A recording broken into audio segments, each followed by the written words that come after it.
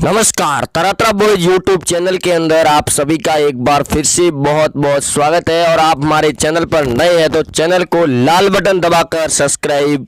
ज़रूर करें ताकि आने वाले हर वीडियो का लेटेस्ट अपडेट आप सभी को मिलता रहे। वहीं आज 1 मई 2020 हो चुका है और उद्धव ठाकरे की जहां कुर्सी गिरती हुई नजर आ रही थी उसको लेकर चुनाव आयोग ने बड़ी राहत दे दी है, जो सबसे बड़ी खबर निकल कर सामने आ रही है। लेकिन क्या उद्धव ठाकरे अब भी अपनी कुर्सी बचा पाएंगे या फिर नहीं बचा पाएंगे? दूसरा सवाल यह भी रहेगा कि क्या पीएम मोदी के साथ मुलाकात करने के बाद उद्धव ठाकरे की कुर्सी बची है या फिर राज्यपाल भगत सिंह कोश्यारी की इसमें भी कोई बड़ी होशियारी निकलकर सामने आएगी। वहीं आज खबर की बात करें तो महाराष्ट्र के सीएम उद्धव ठाकरे ने आज सुबह सुबह राज्यपाल भगत सिंह कोश्यारी के साथ में बैठक की थी और इस 20 मिनट की बैठक के अंदर राज्यपाल भगत सिंह कोश्यारी ने चुनाव आयोग से एक चिट्ठी लिखकर चुनाव जो एमएलसी की 9 सीटें खाली हो चुकी है उन सीटों पर 28 मई से पहले चुनाव करने की गुहार लगाई थी और इलेक्शन कमीशन चुनाव आयोग ने उनकी अर्जी को मानते हुए 21 मई को महाराष्ट्र की 9 एमएलसी की सीटों पर चुनाव करवाने की घोषणा कर दी गई है। अब उद्धव ठाकरे के पास में पूरी तरह से गेंद का पाला पलट चुका है और अब उद्धव ठाकरे को जी तोड़ लगाना होगा कि वो अपनी कुर्सी बचा पाएंगे या फिर नहीं बचा पाएंगे, क्योंकि एक तरफ जिस चलते इस लॉकडाउन के चलते भी काफ़ी ज़्यादा मकसद करनी पड़ सकती है उद्धव ठाकरे को। और अभी भी उद्धव ठाकरे की कुर्सी पर पूरी तरह से चंद्र ग्रहण लगा हुआ है, क्योंकि 21 मई को एमएलसी के चुनाव है और दूसरी तरफ भाजपा के पूर्व सीएम देवेंद्र फडणवीस ने भी ऐलान जारी कर दिया है कि महाराष्ट्र के सीएम और एमवीए की सरकार के खिलाफ ऑपरेशन अरुणा शुरू हो चुका है, जिसके अंदर करीबन 57 एमएलए भाजपा पार्टी के अंदर संपर्क में जताए जा रही है। दूसरी तरफ आज पीएम मोदी ने कैबिनेट मंत्रालय के साथ में भी बैठक की है लॉकडाउन को लेकर, क्योंकि लॉकडाउन 2 की अवधि 3 मई को खत्म होने वाली है आज से 2 दिन के बाद में, और कैसे अर्थव्यवस्था को वापस सुधारा जाएगा इसके बारे में भी चर्चा की गई। लेकिन इलेक्शन आयोग कमीशन आयोग ने उद्धव ठाकरे को बड़ी राहत देते हुए बड़ा ऐलान कर दिया कि उद्धव ठाकरे को महाराष्ट्र में 21 मई को चुनाव करवाने होंगे 9 सीटों पर और अपनी कुर्सी बचाने के लिए उन्हें एक एमएलसी की सीट पर जीत हासिल करनी होगी, क्योंकि उद्धव ठाकरे के खिलाफ भाजपा पार्टी का पूरी तरह से कैंपेन शुरू हो चुका है। और दूसरी तरफ इस महामारी के चलते महाराष्ट्र राज्य के अंदर आज करीबन 10,000 से ऊपर का आंकड़ा पहुंच चुका है, जिसके चलते करीब 1700 से ऊपर मरीज ठीक होकर घर भी लौटे हैं। लेकिन आज सुबह की हुई बैठक के बाद लगातार कयास ये लगाए जा रहे थे राज्यपाल भगत सिंह कोश्यारी के द्वारा कि अगर इलेक्शन कमीशन ने अगर राज्यपाल भगत सिंह का प्रस्ताव पास नहीं किया गया तो फिर उद्धव ठाकरे की कुर्सी बचाना बड़ा ही नामुमकिन नजर आ रहा था। लेकिन पीएम मोदी के साथ में उद्धव ठाकरे की इस संवैधानिक संकट को लेकर चर्चा भी हुई थी और राज्यपाल भगत सिंह कोश्यारी को लेकर भी बयान दिया था कि राज्यपाल 2 बार कैबिनेट महाराष्ट्र के द्वारा प्रस्ताव भेजने के बाद भी राज्यपाल उसे कोई जवाब नहीं दे रहे, जिसके चलते आज सुबह ही उन्होंने महाराष्ट्र का दिवस भी था और इस बात को लेकर भी बैठक की गई 20 मिनट की, जिसके चलते चुनाव आयोग को लेटर लिखकर राज्यपाल भगत सिंह कोश्यारी ने चुनाव करवाने की मांग की, जिसके चलते बड़ी खबर दोपहर के समय में सामने आ चुकी थी कि चुनाव आयोग ने उनकी अर्जी को मान लिया। अब अंदाजा ये लगाया जा रहा है कि पीएम मोदी के साथ उद्धव ठाकरे की बातचीत करने के बाद ही चुनाव आयोग ने चुनाव करवाने की घोषणा की गई है, क्योंकि हाल ही में केंद्र सरकार ने कुछ गाइडलाइन के तौर पर छूट दी गई है। वहीं महाराष्ट्र के अंदर उद्धव ठाकरे ने भी कई जिलों को ग्रीन जोन और रेड जोन के अंदर भी रखा है। दूसरे उद्धव ठाकरे ने यह भी कहा कि 21 मई को होने वाले इस एमएलसी के चुनाव में भी खास तौर पर ध्यान रखा जाएगा लोगों का और सोशल डिस्टेंस का, क्योंकि अब पूरी तरह से लॉकडाउन को खत्म नहीं किया जाएगा। हालांकि रेड जोन और ग्रीन जोन के तौर पर सख्त निगरानी रखी जाएगी और इस निगरानी के तौर पर अगर लोगों में कुछ अलग ही बदलाव देखने को मिलता है तो पूरी तरह से लॉकडाउन हटा दिया जाएगा। लेकिन जिस प्रकार से मरीजों के आंकड़े अभी भी बढ़ रहे हैं उससे ऐसा ही अंदाजा लग रहा है कि कई राज्यों के मुख्यमंत्री इस अर्थव्यवस्था को लेकर भी चिंतित है। तो दूसरी तरफ इस बीमारी को लेकर भी चिंतित नजर आ रही है, क्योंकि अगर लॉकडाउन खोला जाता है तो लोग सोशल डिस्टेंस का काफ़ी ज़्यादा ध्यान नहीं रखते हुए नजर आ रहे हैं। कई क्षेत्रों से बड़ी खबरें भी सामने आ रही है। वहीं केंद्र सरकार ने बड़ा राहत की खबर भी दे दी है मजदूर वर्ग के लोगों को कि वो अब अपने घर स्पेशल ट्रेनें चलाई जा रही है सैनिटाइज और स्कैनिंग करने के बाद में मजदूरों को लाने के लिए, जिसके अंदर 6 बड़ी ट्रेनों की घोषणा कर दी गई है, स्पेशल ट्रेनें। और आज लखनऊ के लिए भी ट्रेन रवाना हो चुकी थी। जो उत्तर प्रदेश के सभी मजदूर और प्रवासी लोग अलग अलग राज्य और क्षेत्रों के अंदर फंसे हुए थे वो भी अपने घरों के अंदर लौट आए। लेकिन महाराष्ट्र के सीएम के उद्धव ठाकरे को जो राहत मिली है उसके चलते उद्धव ठाकरे काफ़ी ज़्यादा अब खुशी के माहौल में नज़र आ रही है, जिसके चलते उद्धव ठाकरे ने प्रेस कॉन्फ्रेंस करके ये भी कहा कि एमएलसी के चुनाव जो 21 सीटों पर होने वाले, इसके अंदर शिवसेना, कांग्रेस और एनसीपी पार्टी पूरी तरह से जीत हासिल करेगी और इसके अंदर भी भाजपा पार्टी को तगड़ा झटका दिया जाएगा। लेकिन भाजपा के दिग्गज नेता देवेंद्र फडणवीस ने बयान जारी कर दिया है कि अब उद्धव ठाकरे की कुर्सी को बचाने के लिए उन्हें कड़ी मकसद करनी पड़ेगी, क्योंकि एमवीए की सरकार के तौर पर उद्धव ठाकरे ने अपनी सरकार बनाई है। जो महाअखाड़ी की सरकार है उसको लेकर काफ़ी ज़्यादा मतभेद सामने भी आ रही है, जिसके चलते अब देवेंद्र फडणवीस का प्लान भी शुरू हो चुका है कि महाराष्ट्र के अंदर किस प्रकार से उद्धव ठाकरे को शिरकत दी जाएगी, जो करारी टक्कर के तौर में होगी। क्योंकि अब दिल्ली के सीएम अरविंद केजरीवाल भी उद्धव ठाकरे के खिलाफ होते हुए नजर आ रहे हैं, क्योंकि हरियाणा से दिल्ली बॉर्डर और यूपी महाराष्ट्र के बॉर्डर फिर से सील कर दिए गए हैं। वहाँ से मजदूरों और लोगों को आने जाने की रोक लगा दी गई है। वहीं पास जारी होने के बाद ही उन्हें लाया जा रहा है। दूसरी तरफ सोनिया गांधी ने भी उद्धव ठाकरे को फटकार भी लगाई है कि महाराष्ट्र के अंदर जिस समय गठबंधन किया गया था उस टाइम भी पूरी तरह से ये बात सामने रख दी गई थी कि महाराष्ट्र के अंदर अगर सरकार बचा के रखनी है तो सोनिया गांधी के नेतृत्व में ही फैसला लेना होगा। लेकिन उद्धव ठाकरे जो लगातार फैसला ले रही है वो कड़े और अलग ही फैसले अंदाज के अंदर ले रहे, जिसके चलते राज्यपाल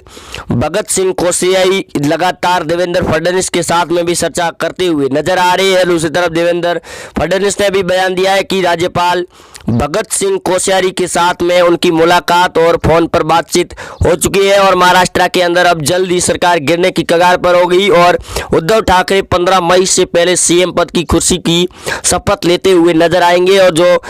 उद्धव ठाकरे ने अपना इस्तीफा देना होगा, क्योंकि एमएलसी की सीट हासिल करने के लिए बीजेपी ने पूरी तरह से भरकम प्रयासों की जोरों शोरों पर तैयारियां शुरू कर दी है। और देवेंद्र फडणवीस ने यह कहा कि उद्धव ठाकरे एक तरफ एमएलसी के लिए चुनाव लड़ेंगे, दूसरी तरफ शिवसेना, एनसीपी और कांग्रेस के विधायक भाजपा पार्टी के अंदर शामिल होंगे। जिस प्रकार से मध्य प्रदेश के अंदर झटका दिया गया था कांग्रेस पार्टी को, कमलनाथ की सरकार को, उसी प्रकार अब एनसीपी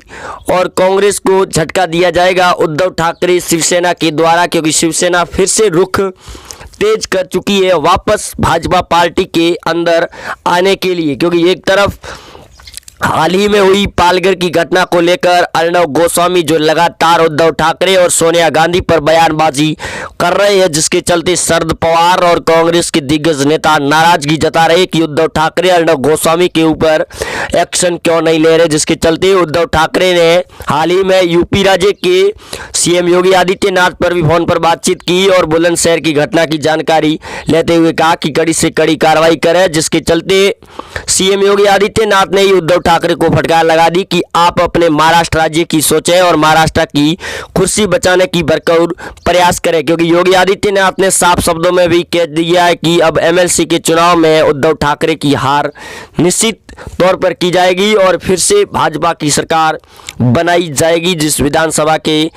विधान परिषद के इन 9 सीटों के चुनाव में। क्योंकि 27 मई से पहले उद्धव ठाकरे को चुनाव निपटा कर अपनी सीट पर कब्जा करना होगा। लेकिन देवेंद्र फडणवीस जिस प्रकार से बयान दे रही है उसके चलते काफ़ी ज़्यादा हड़कंप भी मचा हुआ है। दूसरी तरफ राज ठाकरे ने भी उद्धव ठाकरे के खिलाफ कैंपेन को खोल दिया गया है, जिसके अंदर राज ठाकरे पूरी तरह से बयान भी दे चुके हैं कि चुनाव आयोग ने भले ही 21 मई के अंदर चुनाव चुनाव कराने की घोषणा कर दी गई हो, लेकिन राज्यपाल भगत सिंह कोश्यारी इसका फिर से पलटा भी बदल सकती है, क्योंकि एक तरफ इस महामारी के अगर मरीजों के आंकड़े बढ़ते हैं तो उद्धव ठाकरे के सामने एक और चिंता हो जाएगी कि वो इस लॉकडाउन को खोल पाएंगे या फिर नहीं खोल पाएंगे। क्योंकि अगर उद्धव ठाकरे लॉकडाउन को खोलते हैं तो लोग सोशल डिस्टेंस का ध्यान अगर नहीं रखेंगे तो फिर इस बीमारी का प्रकोप और बढ़ने की संभावना है, जिसके चलते कई विधायक और नेताओं ने यह भी सुझाव दिए कि उद्धव ठाकरे को अभी महाराष्ट्र राज्य के अंदर लॉकडाउन को खोलना नहीं चाहिए। वो भी पूरी तरह से उद्धव ठाकरे लॉकडाउन को नहीं खोले, लेकिन उद्धव ठाकरे को अपने सीएम पद की कुर्सी को बचाने के लिए लॉकडाउन महाराष्ट्र के अंदर पूरी तरह से खोलना होगा, जिसके बाद में एमएलसी के चुनाव होंगे और इन चुनावों के बाद में उद्धव ठाकरे को जीत हासिल करनी होगी, जिसके तौर पर उद्धव ठाकरे अपनी सीएम पद की कुर्सी 5 सालों के लिए बचा सकते हैं। अगर उद्धव ठाकरे ऐसा नहीं कर पाते हैं 27 मई से पहले, तो उद्धव ठाकरे को पूरे कैबिनेट मंत्रालय के साथ अपने पद से इस्तीफा देना होगा, क्योंकि उद्धव ठाकरे गृह मंत्री अमित शाह और पीएम मोदी के साथ में भी मुलाकात कर चुके हैं इस संवैधानिक संकट राजनीति को लेकर। और आज सुबह भी हुई इस बैठक के अंदर कयास ये थे कि उद्धव ठाकरे को राज्यपाल इस बैठक के बाद में मनोनीत कर देंगे एमएलसी की एक सीट के लिए, लेकिन राज्यपाल ने अपने ऊपर से पाला और गेंद को फेंकते हुए चुनाव आयोग के खाते में डाल दिया। और खबर ये सामने आ रही है कि पीएम मोदी ने केंद्र सरकार के नेतृत्व में ही चुनाव आयोग ने 21 मई को चुनाव करवाने की घोषणा की है, जिसके अंदर भाजपा पार्टी का एक बड़ा ऑपरेशन और कैंपेन भी चलाया जा रहा है, जिसके अंदर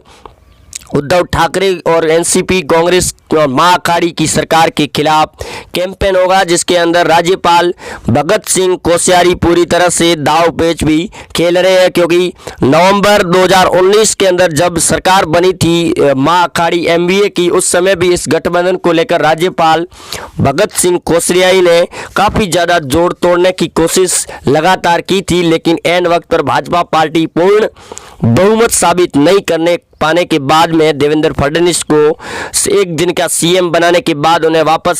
इस्तीफा देना पड़ा और उसके बाद में महाराष्ट्र के सीएम उद्धव ठाकरे ने अपनी सरकार बना ली, जो बहुमत साबित किया। उद्धव ठाकरे ने एमवीए के तौर पर जहां एनसीपी और कांग्रेस ने पूरी शर्तें भी रखी थी उद्धव ठाकरे के सामने, और बाला साहब ठाकरे ने जो पार्टी बनाई थी शिवसेना हिंदू राष्ट्र के लिए, उस समय उद्धव ठाकरे ने उसे पूरी तरह से अलग रख के कांग्रेस और एनसीपी के साथ गठबंधन कर लिया। क्योंकि उद्धव ठाकरे हमेशा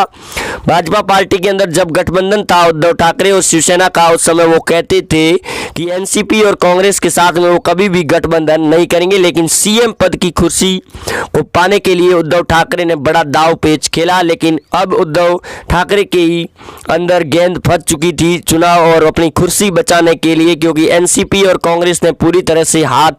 खड़े कर दिए थे और सोनिया गांधी लगातार उद्धव ठाकरे को दबाव के अंदर रख रही थी कि एनसीपी शरद पवार को ही मुख्यमंत्री के तौर पर चुना देना चाहिए था, जिसके चलते काफ़ी ज़्यादा फायदा भी हो सकता था, क्योंकि शरद पवार एमएलसी के सदस्य भी है और विधानसभा के सदस्य भी है, जिसके चलते काफ़ी ज़्यादा फायदा भी होने वाला था। लेकिन अब चुनाव आयोग ने जो घोषणा की है 21 मई के अंदर एमएलसी की 9 सीटों में चुनाव होने की, उसके बाद में उद्धव ठाकरे ने राहत की सांस भी ली है। और जो महाराष्ट्र के मजदूर और प्रवासी लोग बाहरी राज्यों के अंदर फंसे हुए थे, उनके लिए केंद्र सरकार ने 5 स्पेशल ट्रेनों की घोषणा करने के बाद मजदूर वर्ग के लोगों को बड़ी राहत की खबर दी है। और स्पेशल ट्रेन के अंदर स्कैनिंग और जांच पड़ताल के बाद में उन ट्रेनों को भेजा जाएगा अलग अलग राज्यों के अंदर। जो लोग बाहरी क्षेत्रों के अंदर फंसे हुए हैं उनको वापस लाने के लिए, क्योंकि हाल ही में कई मुख्यमंत्रियों ने इस मजदूरों को और प्रवासियों को वापस लाने के तौर पर हाथ खड़े कर दिए थे, जिसके बाद में कई राज्यों ने स्पेशल ट्रेन चलाने की मांग की थी, लेकिन उसके बाद में केंद्र सरकार ने उनकी मांग को मान लिया और आज 5 ट्रेनों की मंजूरी मिल चुकी है। वहीं आप जुड़े रहे हमारे साथ में, चैनल को सब्सक्राइब कर दें। मिलते हैं अगले अपडेट के साथ में। धन्यवाद।